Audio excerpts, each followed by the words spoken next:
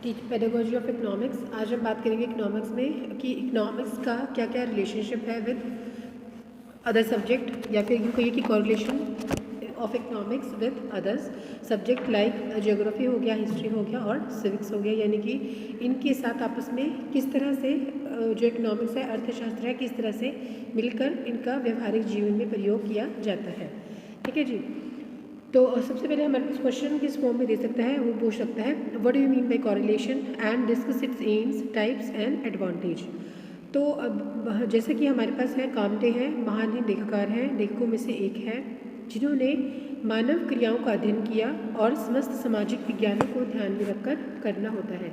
Means जब भी हम मानव से संबंधित किसी क्रिया का अध्ययन कर रहे हैं तो हम ये देखते हैं कि उसका मानव जीवन पर, मानव के विचारों पर क्या प्रभाव पड़ने वाला है। इसके बारे में हम जो है खासकर विचार रखते हैं ताकि मानव जो है अपनी आवश्यकताओं की पूर्ति करते हुए अपने आप को जो है एडजस्ट कर सके, समाज के साथ सामंजस्य स्थापित कर सके। तो क्या है, मानव के जीवन की अनेक घटनाएं परस्पर इस प्रकार से संबंधित है और अगर उनका बाकी चीज़ों के साथ, बाकी घटनाओं के साथ संबंध स्थापित किया जाए तो हम ये देखते हैं कि उद्देश्यहीन नहीं होना चाहिए। ऐसा नहीं हो कि कोई भी उद्देश्य नहीं है और हम काम किए चले जा रहे हैं। तो मानव क्रिया इतनी विशाल, इतनी विस्तृत है और कि उन सब का अध्ययन कहीं ना कहीं भ्रम पैदा करता है और इस तथ्य को प्रोफेसर मार्शल ने भी जो है स्वीकार किया है। वो कहते हैं कि किसी न किसी प्रकार से एक दूसरे से संबंधित है और बहुत ही हर्ष का विषय है कि धीरे धीरे मनोवैज्ञानिक आविष्कारों के फलस्वरूप सामाजिक विषयों में यह जो है समस्त ज्ञान से संबंधित और एक दूसरे के साथ इसे जोड़ा जा सकता है। ठीक है। हर्बर्ट कहते हैं कि इस क्षेत्र में अनेक खोजें और अध्ययन हुए हैं और जिनसे ये देखा जाता है कि विभिन्न पाठ्य पुस्तकों या पाठ्य विषयों से सहसंबंध स्थापित किया जाता है, करने पर ही जोर डाला जाता है। तो हर्बर्ट के अनुसार अध्यापक प्रणाली को इस प्रकार से विस्तृत किया जाना चाहिए कि केवल एक विषय ही नहीं, सभी विषयों को मिलाकर पढ़ा जाए और उनसे जो है स्पष्ट या अलग अलग रूप से जानकारी वहाँ से प्राप्त की जाए। तो इसके लिए कहते हैं, जॉन डेवी भी कहते हैं कि विस्तृत रूप से व्याख्या की जाए और डेवी ने इसे समाजीकरण या इंटीग्रेशन के सिद्धांत के नाम से पुकारा है। यानी कि डेवी इसे कहते हैं कि यह जो है विषयों से संबंधित क्या है, सामंजस्यकरण है। इसके उद्देश्य क्या है, क्यों हमें बाकी सब्जेक्ट ये कोरिलेशन से क्या अभिप्राय है और इसका क्या उद्देश्य रहेगा, यानी कि सामंजस्य स्थापित करने से क्या फ़ायदा होगा। नंबर 1, अर्थशास्त्र में जब हम इसको जोड़ते हैं तो इससे ज्ञान को बढ़ावा मिलता है। छात्रों के जीवन में व्यवहारिक लाभ जो है, व्यवहार के बारे में वो जानेंगे और सामाजिक विषयों के साथ इसे संबंधित करके पढ़ाया जाए तो ये क्या है, वास्तविक समझ जो है विकसित होगी। नंबर 1, ज्ञान को व्यवहारिक बनाया जाता है और ज्ञान का जीवन में प्रयोग किया जाता है। नंबर 2, पाठ्यक्रम को सरल बनाना। इसके मुख्य उद्देश्य है कि पाठ्यक्रम का जो भार, बोझ बच्चों पर पड़ता है उसे कम किया जाए। अगर उसे कम किया जाएगा तभी बालक जो है विषयों के अंदर रुचि ले सकेंगे और छात्र भयभीत होकर, अगर भयभीत होकर पढ़ेंगे, उनके मन में डर रहेगा तो वो अच्छे से इसको नहीं पढ़ पाएंगे। तो क्या है, विभिन्न विषयों के मध्य सहसंबंध होना अति आवश्यक है और छात्रों के सम्मुख उन्हें प्रस्तुत करें। उसके बाद बात करते हैं मितव्ययता की। समन्वय के साथ दूसरा जो है उद्देश्य है शिक्षण कला में मितव्ययता का लाना है। मितव्ययता प्राप्त करने की चेष्टा करना है और सहसंबंध स्थापित करना है और ज्ञान अर्जन में कम से कम समय लगे और नागरिक शास्त्र में अनेक स्थलों पर इसके साथ संबंध को स्थापित किया जाए। उसके बाद बात करते हैं रोचकता की, यानी कि इंटरेस्ट की। इंटरेस्टिंग सब्जेक्ट होना चाहिए।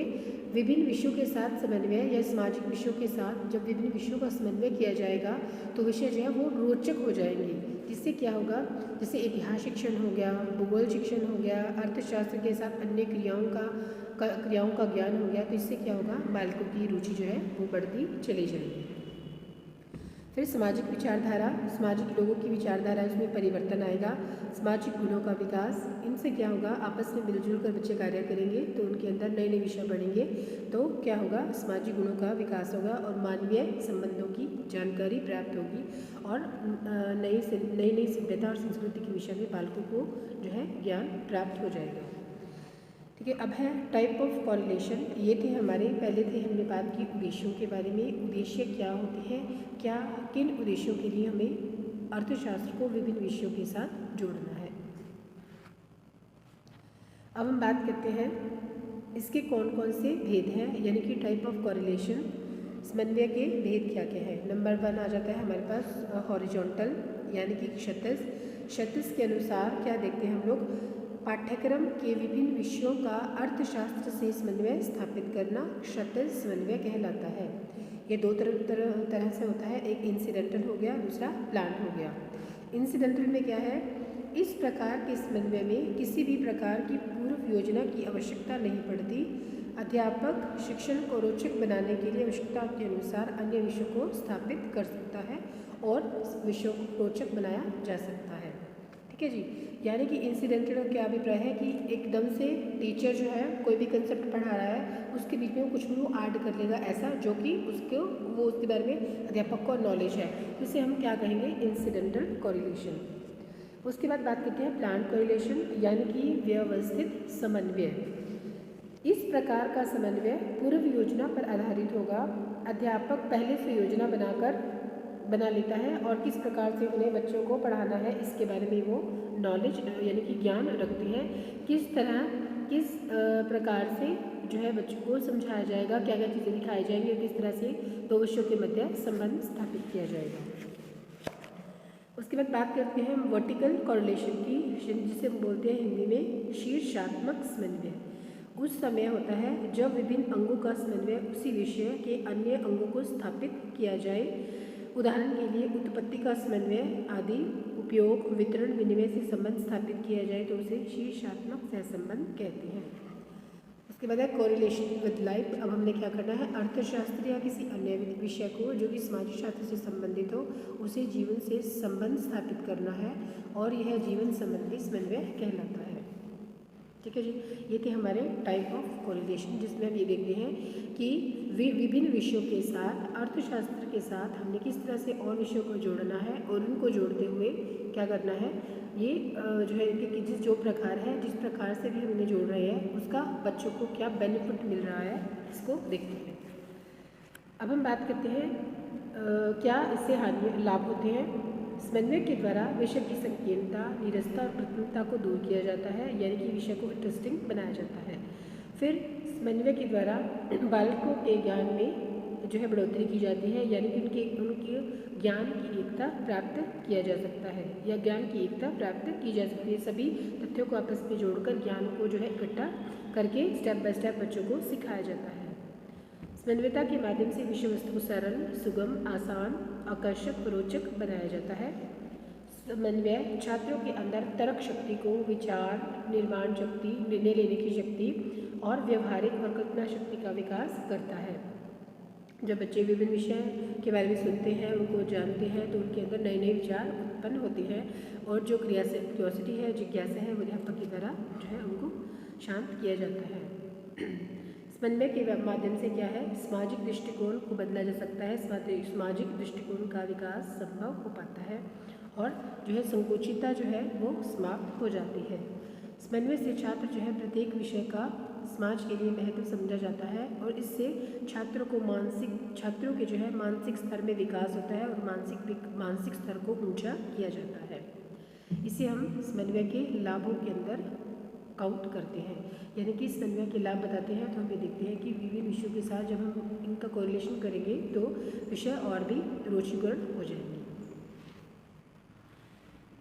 उसी प्रकार से हम देखते हैं कि जहाँ इसके इतने लाभ है वहीं पर कुछ हानियों का भी सामना करना पड़ता है।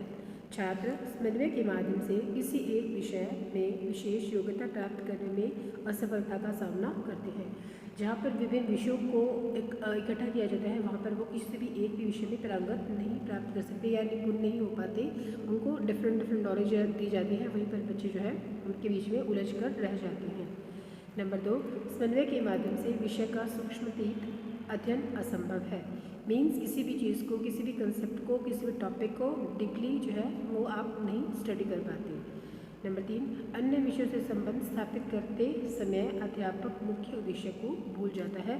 जब अध्यापक अन्य विषयों के साथ इनका संबंध करता है तो जो मेन स्ट्रीम है कई बार उससे हटकर दूसरे विषयों की तरफ ज़्यादा चले जाते हैं। तो इस प्रकार हम लोग ये देखते हैं कि अर्थशास्त्र का अन्य विषयों के साथ क्या संबंध है, इसके क्या क्या लाभ है, क्या क्या हानि है और किस प्रकार से इसका जो है प्रयोग किया जा सकता है।